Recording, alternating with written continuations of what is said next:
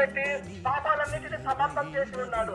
యేసుక్రీస్తు యొక్క రక్తము ప్రతి పాపం నుంచి పవిత్రంగా చేయబడి ఉన్నది.